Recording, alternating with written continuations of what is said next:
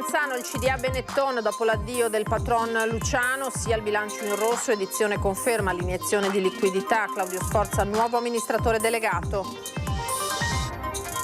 La cronaca, niente permessi né autorizzazione sanitaria, chiuso dai carabinieri del NAS di Treviso un asilo privato a Fontanelle, i piccoli in tutto 10 sono stati riconsegnati ai genitori. Casa Zero, la procura ha chiuso le indagini, 8 persone indagate, contestate a vario titolo l'associazione a delinquere finalizzata alla truffa allo Stato e la ricettazione. 6 furti in una decina di giorni in una zona residenziale di Spresiano. I residenti esasperati si organizzano in servizi di controllo notturno. Intervento d'urgenza per i carabinieri di Borgoricco nel Padovano che hanno salvato un automobilista colto da malore, un 53enne trevigiano che ha fatto appena in tempo ad accostare la macchina a bordo strada. Treviso, viabilità in tilt, città bloccata in ogni direzione stamattina per un incidente sul PUT all'altezza di Porta San Tommaso, lunghe code e automobilisti infuriati. Saranno le piccole botteghe di vicinato, i vecchi casolini, la risposta a quartieri e paesi che invecchiano, ne sono convinte le associazioni di categoria di settore.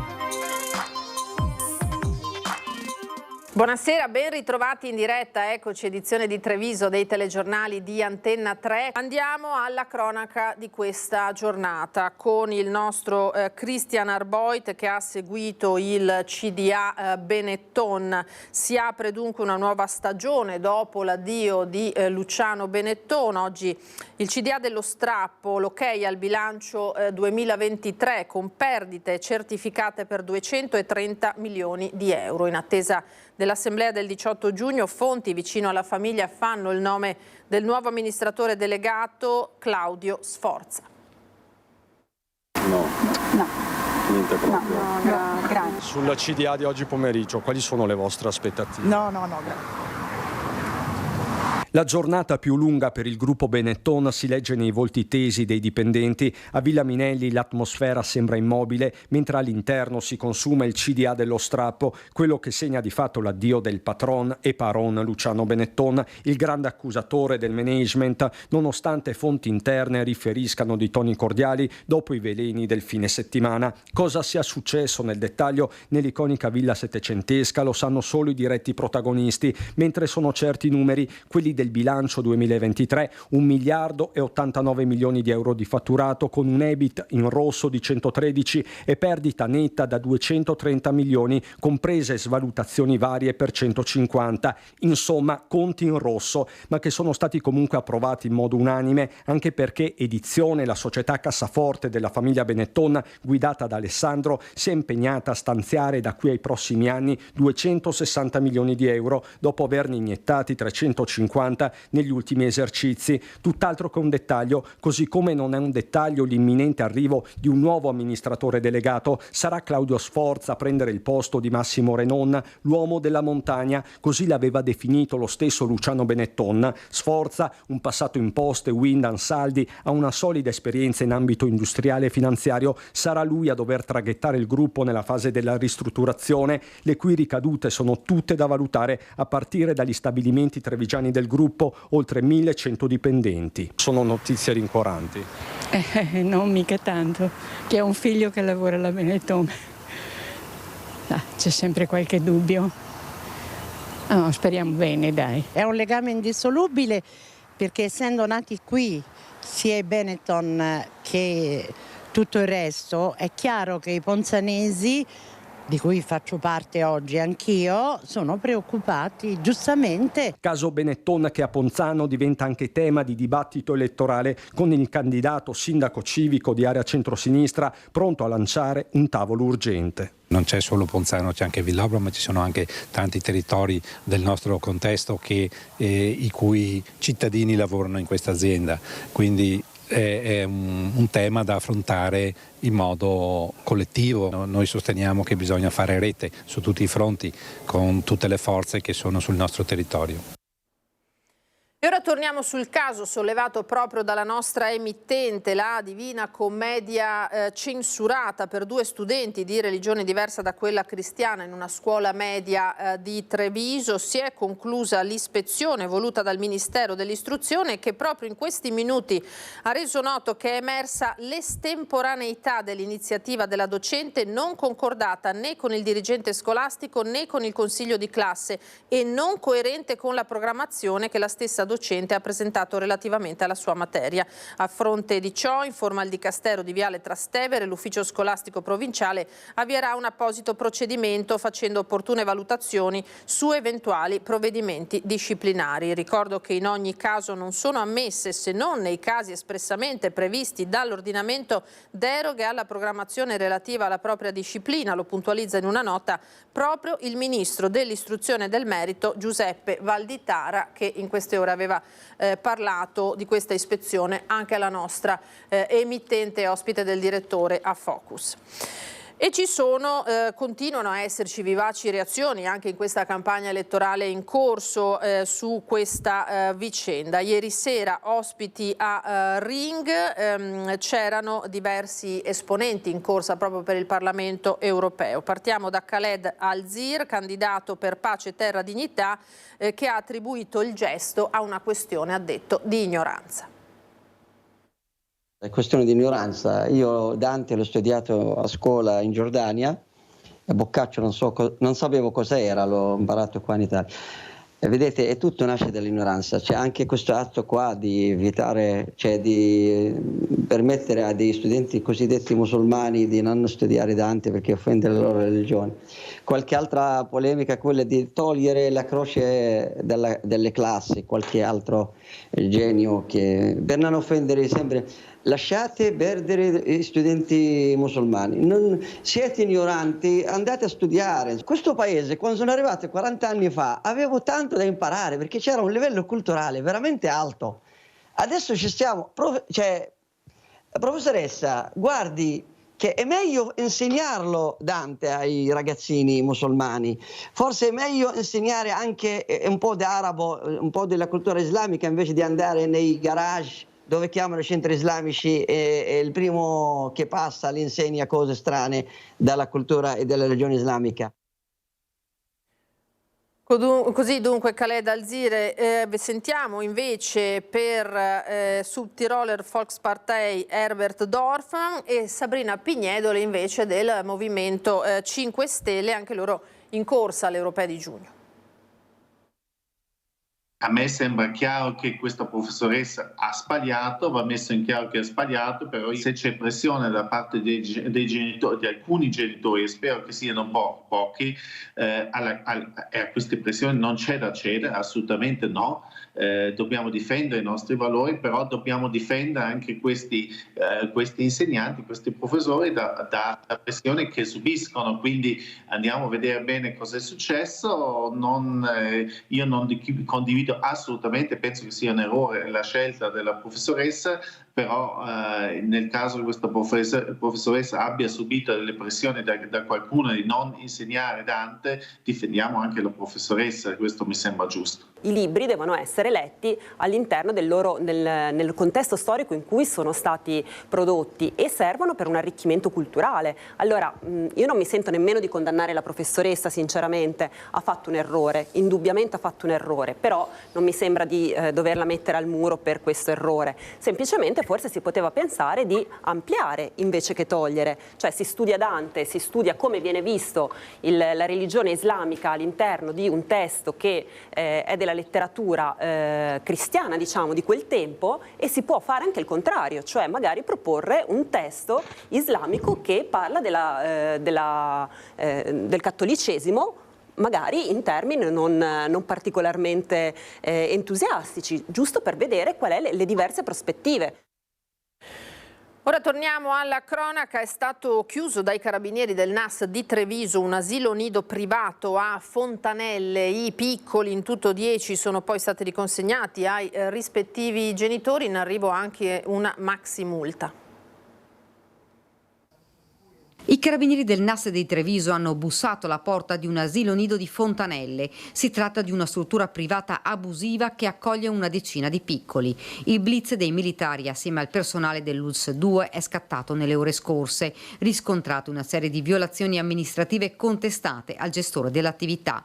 È scattato così il sequestro amministrativo per il mancato possesso di autorizzazione all'esercizio e di attestato di registrazione sanitaria. L'asilo nido per il momento ha dovuto chiudere i battenti. I piccoli che si trovavano all'interno della struttura sono stati consegnati ai rispettivi genitori tornati a prenderli.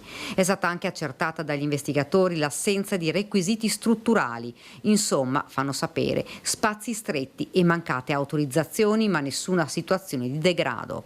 Combinata una maxi sanzione amministrativa di alcune migliaia di euro. L'inchiesta a Casa Zero, la procura che ha chiuso le indagini, sono 8 gli indagati, contestate a vario titolo l'associazione a delinquere finalizzata alla truffa ai danni dello Stato e la ricettazione. A 2 anni dall'inizio dell'inchiesta su Casa Zero, la procura ha chiuso le indagini. Sono 8 le persone indagate a vario titolo, contestata l'accusa che va dall'associazione a delinquere finalizzata alla truffa aggravata ai danni dello Stato per i vertici, fino alla ricettazione di diversi illeciti amministrativi a carico delle società del gruppo. Lo scandalo del superbonus 110% ammonterebbe a circa 50 milioni di euro in crediti fiscali. Quasi 1000 clienti truffati. Gli indagati hanno 20 giorni ora per farsi sentire dal pubblico ministero Massimo De Bortoli, poi probabilmente ci sarà la richiesta di rinvio a giudizio. Secondo le indagini degli inquirenti, i clienti sottoscrivevano i contratti di appalto per interventi edilizi ed opere, per le quali erano previste le agevolazioni del superbonus 110%. Gli indagati incassavano i crediti fiscali, ma le opere poi non venivano eseguite affatto o venivano realizzate solo in parte. Poi, secondo l'accusa, avrebbero emesso anche numerose fatture che, contrariamente a quanto sarebbe avvenuto nella realtà, documentavano l'esecuzione dei lavori. Si sarebbero insomma procurati profitti legittimi ottenuti attraverso le varie società del gruppo di poco più di 49 milioni di euro, conseguenti all'aver incamerato dei crediti d'imposta fittizi. Sono circa 1000 le persone cadute nella trappola.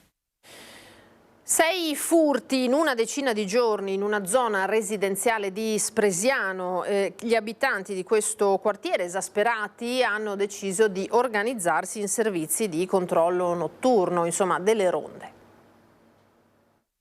Abbiamo deciso tra di noi di provare a fare una ronda alla sera, 10, 10 e mezza, 11, però non è facile perché ci sono i campi adiacenti, quindi loro arrivano dai campi e se ne vanno dai campi. Chi presiederà la zona dal terrazzo di casa, chi approfittando della passeggiata con il proprio cane controllerà eventuali movimenti sospetti per segnalarli tempestivamente alle forze dell'ordine. Si sono organizzati così i residenti di via Lazzaris a Spresiano, colpita 6 volte dai ladri in una decina di giorni. Sono cominciati martedì della scorsa settimana al primo piano e a un nostro caro amico è entrato un signore sui 30 anni, diceva magro, con il berrettino, se l'è trovato in camera.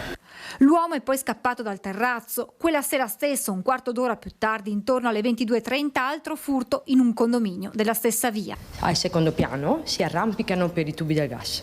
Sabato sera ne hanno fatti altri 4. Domenica sera un altro, sempre al primo piano. In un appartamento hanno forzato la porta finestra del bagno con un piede di porco. Quando la proprietaria è rientrata ha trovato la casa a soqquadro, spariti soldi e gioielli. A favorire i movimenti dei ladri la presenza tutto intorno di campi. In alcuni punti è possibile vedere l'erba calpestata, segno del passaggio di qualcuno. So che la signora qui di fianco sono venuti, è al terzo piano. Ho sentito solo che hanno portato via, hanno visitato alcuni appartamenti. Come si vive? Malissimo. Malissimo, c'è chi ha il cane dentro casa, parlo per me, però hai moltissima paura che facciano qualcosa al cane.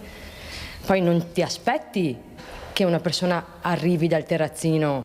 In questi giorni colpi segnalati anche in via Corazzin, via Falcone, via Gioberti. Spero non si arrivi alle ronde organizzate dai cittadini. Invito tutti a denunciare tempestivamente alle forze dell'ordine i furti subiti, ma anche movimenti sospetti, dice il sindaco Marco Della Pietra. Adesso con i carabinieri e anche con la polizia locale stiamo organizzando di sorvegliare la zona di più. Credo che comunque un po' dappertutto vi sia ciclicamente un certo tipo di attività. E un altro furto è avvenuto nella notte ai danni di un bar di Cison di Valmarino. Ignoti, pare coi volti travisati, verso le 4 del mattino si sono introdotti all'interno dell'esercizio in località Tovena mediante hanno scassinato di fatto un infisso, una finestra sul retro del locale. Sono riusciti ad asportare tabacchi e denaro contante contenuto in cassa nelle slot machine forzate. Indagini sono in corso da parte dei carabinieri che stanno vagliando naturalmente i filmati dei sistemi di videosorveglianza per cercare elementi utili a risalire ai responsabili. Ora ci spostiamo nel Padovano, ma per un caso che interessa un cittadino trevigiano, perché c'è stato un intervento d'urgenza per i carabinieri di Borgoricco che hanno salvato un 53enne, un automobilista colto da malore alla guida. Salvataggio in extremis per i carabinieri di Campodarsego che via Desman a Borgoricco hanno soccorso un automobilista colto da malore. L'equipaggio, impegnato in un controllo del territorio, all'improvviso ha notato un'autovettura che procedeva con andamento incerto e zizzagando pericolosamente. La pattuglia ha raggiunto l'auto che aveva accostato a bordo strada e in pochi secondi ha capito la gravità della situazione. L'autista, un 53enne trevigiano, era già in stato di semi-incoscienza. I carabinieri hanno allertato il SOM 118 e l'uomo è stato portato in ospedale a Padova, dove si trova attualmente ricoverato in prognosi riservata.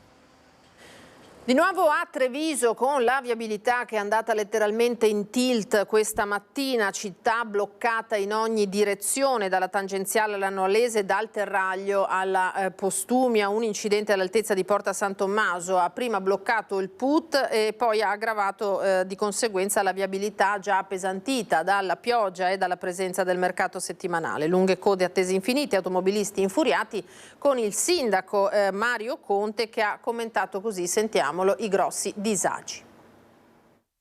L'incidente sul PUT ha delle cause, quindi bisogna intanto stare attenti a quando si viaggia in macchina, correre piano, prestare attenzione a ciclisti e pedoni e non si provocano gli incidenti. Nel momento in cui però succedono degli incidenti in quell'orario, quindi poco prima delle 8 del mattino, è un orario particolarmente delicato e quindi è inevitabile pensare che ci siano dei disagi anche importanti. Così come ahimè è successo questa mattina, noi abbiamo attivato subito la cartellonistica digitale, ma chi si era indirizzato verso il PUT per andare a scuola o a lavoro ha trovato evidentemente qualche disagio. È difficile intervenire e soprattutto prevedere gli incidenti, quindi l'invito che faccio è prestare attenzione nel momento in cui si è alla guida, troppe distrazioni a partire dal telefono e soprattutto seguire la cartellonistica digitale, perché tempestivamente avvisiamo nel momento in cui ci sono degli imprevisti. E a proposito di sicurezza stradale è stato pubblicato in Gazzetta Ufficiale il tanto discusso decreto interministeriale sugli autovelox. Trevigiani soddisfatti, ma a preoccupare le amministrazioni sono semmai i ricorsi rispetto alle multe ricevute nei mesi prima dell'entrata in vigore della nuova regolamentazione. In soli 2 mesi lungo la tangenziale di Treviso sono state comminate ben più di 1000 sanzioni. Un passo in avanti, ma non quel passo che servirebbe. Serve più un presidio anche delle strade. Mancano evidentemente i vigili che potrebbero fare un lavoro sostituendosi alle macchine, perché tutto sommato potrebbero anche fare qualche altro controllo. Penso che sia una legge finalmente giusta per tutti quanti, in particolar modo non per far cassa, ma bensì per far sì che questi autovelox siano messi sulle posizioni dove c'è pericolo sulla strada. Si spera sempre che la gente corra piano, perché io lavoro su un posto dove arrivano massacrati. Penso che sia corretto che intanto ci sia una regolamentazione riguardo l'omologazione degli autovelox e anche che siano ben segnalati, che ci sia proprio un regolamento chiaro e definito, che non ci siano interpretazioni. Piacciono ai trevigiani le nuove direttive sugli autovelox contenute nel decreto interministeriale pubblicato in Gazzetta Ufficiale e che entrerà in vigore a partire dal 12 giugno. Tra i nodi che il decreto scioglie quello sul superamento della differenza tra autorizzazione e omologazione degli stessi, ora equiparate. Potremo continuare ad utilizzare i nostri autovelox nella tangenziale, che hanno come unico scopo quello di garantire la sicurezza stradale e di limitare la velocità dei cittadini. Abbiamo visto in questi mesi che il numero di automobilisti che non rispetta i limiti è ancora un numero troppo elevato, devo dire che quegli autovelox sono ben visibili e posizionati sempre nella stessa posizione. Multe che sono autovelox attivi e ovviamente questi verranno recapitate nel momento in cui verrà fatta chiarezza da un punto di vista normativo, quindi attendiamo le prossime settimane. Sono infatti ben più di 1 migliaio le multe fatte negli ultimi 2 mesi lungo la tangenziale di Treviso, nonostante la sentenza della Corte di Cassazione avesse messo in dubbio la loro legittimità. Sanzioni raccolte dalla polizia locale che al momento dell'entrata in vigore del regolamento sugli autovelox verranno debitamente sbloccate e consegnate ai trasgressori. Ma la questione non è destinata a finire qui. A creare timore nelle amministrazioni, infatti, saranno gli eventuali ricorsi. Più che la mancanza di introiti è il problema delle cause che magari verranno fatte ai comuni. Quello sì, perché oltre a un esborso economico ci sarà anche una perdita di tempo notevole. E c'è il personale per seguire tutte queste cause? Assolutamente no.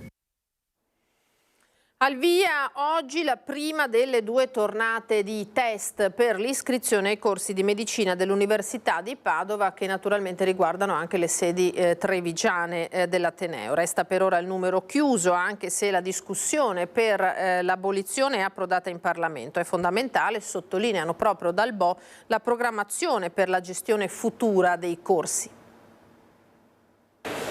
Alle 13 si sono chiuse le porte delle aule del complesso Vallisneri a Padova per permettere ai più di 3.000 aspiranti medici di sostenere i test di ammissione per l'anno accademico 2024-2025.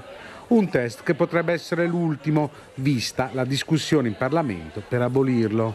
Quella che non può essere sicuramente eliminata però è la programmazione.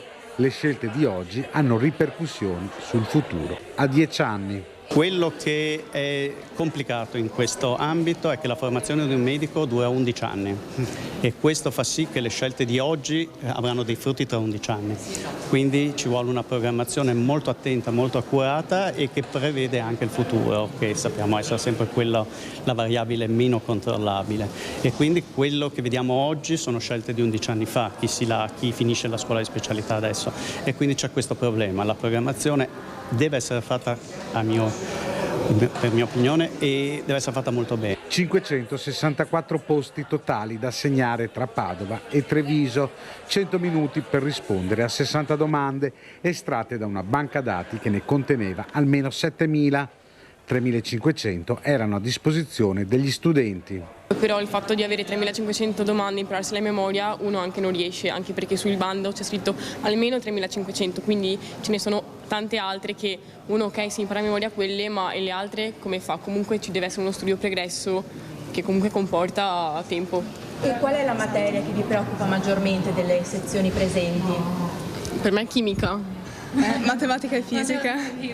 Importante è indirizzare fin dalle superiori i ragazzi con percorsi di formazione per cercare di orientarli nel giusto modo di scegliere. Il test resta uno strumento valido però per il presidente del corso di laurea in medicina. I laureati in medicina hanno un tasso di abbandono del corso di studi praticamente pari a 0. E noi nella sessione estiva, cioè al termine del corso di studi di 6 anni, laureiamo più del 50% degli studenti iscritti, è la prima occasione. Questo ci dice che il sistema seleziona studenti molto efficaci nel loro percorso di studi, molto quindi preparati e in grado di completare in tempi rapidissimi il percorso di formazione. Ci fermiamo adesso per qualche istante di pubblicità, tra poco.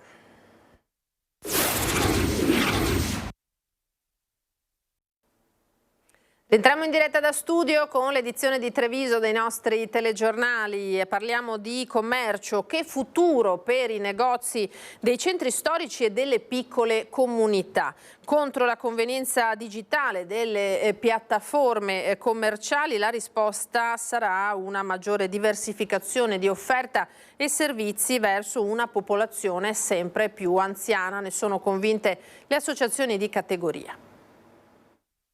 Il negozio di prossimità garantisce con la propria vetrina, con la cura del proprio spazio, garantisce illuminazione, cura, presidio. Il futuro dei negozi sarà nel servizio alla comunità più che all'esclusività del prodotto. È una delle indicazioni della mattinata organizzata dalla Confcommercio Trevigiana a Santa Caterina, perché, hanno sottolineato i relatori, il punto di forza nei centri storici come nei paesi è la presenza fisica del negoziante, che però deve intercettare i bisogni della comunità intorno più che competere con le piattaforme virtuali e il commercio digitale. Ecco perché, secondo la presidente dei negozianti, bisognerà sempre di più ampliare l'offerta compatibilmente con la propria professionalità. Sempre di più i confini sono un po' offuscati, per cui non mangio solo in cucina, ma posso mangiare anche in un negozio che vende dei prodotti alimentari, ma anche no, posso cercare di mescolare i negozi che vendono abbigliamento sportivo anche con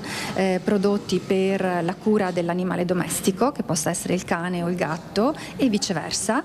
Quindi ci sono dei confini che, come nella nostra vita che diventa sempre più smart, si traducono anche in piccoli cambiamenti importanti anche nel negozio fisico. Questo soprattutto guardando all'invecchiamento della popolazione e a famiglie sempre più monocomponenti, con problemi sempre crescenti di mobilità e contemporaneamente esigenze specifiche legate alla longevità. Sono tutti elementi che abbiamo potuto ben apprezzare, per esempio nel periodo della pandemia, ma che sicuramente sono e saranno sempre più determinanti nella valorizzazione del centro cittadino e anche delle periferie dei piccoli paesi. Ed è tornata l'iniziativa La solidarietà è servita, camerieri d'eccezione alla cena organizzata dall'amministrazione comunale nella Casa degli Apini di Visnadello lo scorso venerdì. Ospiti d'onore le comunità presenti nel territorio di Spresiano, Casa Masetto, Comunità Bambù, Cooperativa Il Girasole, Famiglia di Nazareth. Seduti ai tavoli gli operatori, i volontari, ma soprattutto loro, i protagonisti, i ragazzi ospiti di queste realtà, serviti da sindaco e assessori che vedete vestiti di grembiule e armati di vassoi, che hanno trascorso con loro quindi queste ore indimenticabili per questi ragazzi. Adesso noi torniamo in studio, eccoci qua, e andiamo alla pagina del Bellunese.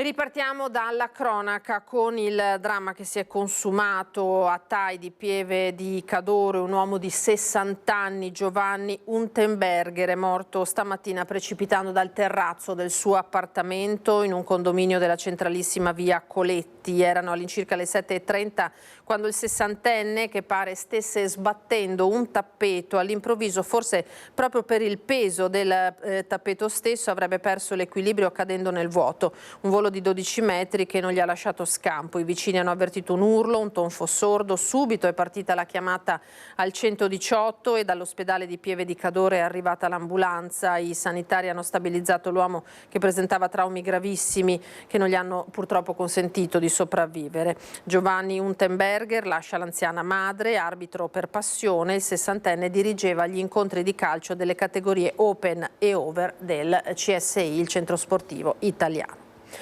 Dopo la richiesta di rinvio a giudizio per Angelica Hutter, la 33enne tedesca che lo scorso 6 luglio a Santo Stefano in via Udine investì e uccise Mattia e Marco Antoniello e Maria Grazia Zuin, la GUP del Tribunale di Belluno Elisabetta Scolozzi ha fissato la data dell'udienza preliminare che sarà celebrata il prossimo 21 giugno. La donna, scaduti i termini della carcerazione, si trova in regime di libertà vigilata alla casa Don Girelli a Ronco dell'Adige in provincia di Verona. L'avvocato Giuseppe Triolo del Foro di Belluno ha già annunciato che per la sua assistita chiederà l'assoluzione per infermità mentale. I familiari delle vittime sono assistiti dall'avvocato Alberto Berardi dello studio 3A. Andiamo al caso di utilizzo fondi comuni di confine per la gestione ventennale dei costi della pista da bob. Non sarà convocata prima della metà di giugno, quindi dopo amministrative ed europee, l'assemblea dei sindaci per capire come andrà a finire. In Consiglio provinciale convocato stamattina l'argomento non è stato neppure sfiorato e quindi abbiamo chiesto ai consiglieri di esporre il proprio punto di vista. Quello che ci è stato sottoposto è errato da un punto di vista giuridico, nel senso che non ci sono gli estremi per quanto riguarda la gestione dei fondi di confine e i soggetti che sono coinvolti in quell'accordo. Che sia un accordo all'apparenza campato per aria non ci piove, il Fondo Comuni di Confine non può essere utilizzato, salvo modifiche in Parlamento, per le spese correnti, e questo lo sa bene Palazzo Piloni, che l'anno scorso ha dovuto fare le capriole per riuscire a confermare sul filo di lana Investi Scuola l'abbonamento a tariffa unica per il trasporto scolastico per tutti gli studenti residenti in provincia di Belluno. Mancavano 500.000 euro e alla richiesta di intervento il fondo aveva risposto no. Per questo oggi l'ipotesi di destinare una parte delle risorse del fondo per coprire le spese di gestione della pista da bob, contenuta in una lettera di intenti siglata nel 2019 e nella bozza di un accordo pubblicato sul BUR giusto una settimana fa, ha avuto l'effetto di un manrovescio in faccia ai comuni. Serpeggiava insomma tra i corridoi già da molto tempo questa voce, che poi purtroppo si è anche rivelata veritiera, però non credo che la Regione abbia fatto tutto da sola, anzi che ci sia comunque un accordo preliminare tra tutte le parti, e quindi adesso la provincia dovrà anche spiegarci il perché e come sia arrivato a questo punto. L'assemblea dei sindaci non sarà convocata dal presidente Padrin prima della metà di giugno e solo allora si potrà capire il sentiment dei primi cittadini, visto che il fondo è stato creato per finanziare progetti che interessano i territori di confine con le province autonome di Trento e Bolzano e favorire uno sviluppo coeso fra i territori. Una situazione che deve essere risolta dal governo centrale, quindi dal Parlamento e dal Senato. Questo è un problema che sicuramente andrà affrontato e è una questione aperta sulla quale bisogna trovare appunto una soluzione migliore per soprattutto i comuni della provincia di Belluno, che sappiamo sono in una situazione di svantaggio. È una questione delicatissima e quindi in questo momento direi che sospendiamo ogni giudizio e valutiamo all'esito di questi approfondimenti che ritengo assolutamente necessari. Bisogna un attimo attenzionare questo accordo per capire effettivamente se c'è margine di trattativa, anche perché mi pare che ci sia anche la provincia di Trento che ha già chiuso la porta a questa ipotesi. Ed è ormai prossimo l'avvio dei lavori per il secondo stralcio delle opere alla stazione di Ponte nelle Alpi, snodo fondamentale anche per le Olimpiadi di Milano Cortina 2026. Già una prima parte di opere si è conclusa con la realizzazione del nuovo piazzale per lo scambio gomma-rotaia e dei marciapiedi, oltre all'abbattimento delle barriere architettoniche e i nuovi punti di sosta per l'utenza. La seconda parte degli interventi interesserà l'edificio centrale della stazione e la sala d'attesa. La riqualificazione dell'ex zona Montacarichi è il sottopasso che collegherà la stazione all'abitato di Polpet. L'investimento totale è pari a 12 milioni di euro. Elezioni amministrative adesso, tappa a Borgo Valbelluna, comune nel quale scende in campo per la seconda volta il sindaco uscente Stefano Cesa, sostenuto dalla lista Percorso Comune. Stefano Cesa ci riprova a 47 anni, ingegnere meccanico di Tiago, scende di nuovo in campo per la carica di sindaco di Borgo Valbelluna nel segno della continuità. Abbiamo la volontà, il desiderio di completare quello che è un percorso iniziato 5 anni fa, un percorso iniziato in un periodo particolare dove si era in qualche modo prevedibile la riorganizzazione e la complessità di avviare la nuova macchina amministrativa. Non era certo il tema del Covid, non era certo le due grandi crisi industriali che ci sono state, non era certo quelle che sono state le conseguenze del Covid. Quindi riteniamo che abbiamo ancora degli obiettivi da portare avanti. Con nuove esigenze, nuovi obiettivi e una squadra rinnovata per Borgo Valbelluna, il comune della sinistra Piave, nato dalla fusione di Trichiana, Mel e Lentiai, con referendum nel dicembre 2018 e l'istituzione del nuovo comune con legge regionale il 24 gennaio del 2019. Borgo Valbelluna ha bisogno di serenità, ha bisogno di riscoprire il senso della propria comunità, mettere in piedi tutta una serie di azioni, soprattutto per i nostri giovani, per dare fiducia, per dare speranza, per creare una vera comunità di Borgo Valbelluna che nasce a seguito di un percorso di fusione di 3 comuni. 16 le persone in lista, 7 donne e 9 uomini, 4 le riconferme. L'invito agli elettori per i prossimi 8 e 9 giugno. Non chiedo un voto a Stefano Cesa, chiedo un voto alla mia lista, perché desidero che questo sia un quinquennio che crei un gruppo che dopo può camminare con le proprie gambe, un gruppo che ho messo in piedi cercando nuove energie, giovani, pieni di entusiasmo, pieni di forza, pieni di competenze, che possono dar molto per il nostro territorio. Quindi io non chiedo un voto per me, ma chiedo un voto per loro. Per questa sera è tutto, io vi ringrazio per essere stati con noi, non perdetevi appunto Ring dalle 21, noi chiudiamo qui, una buona serata a tutti, arrivederci.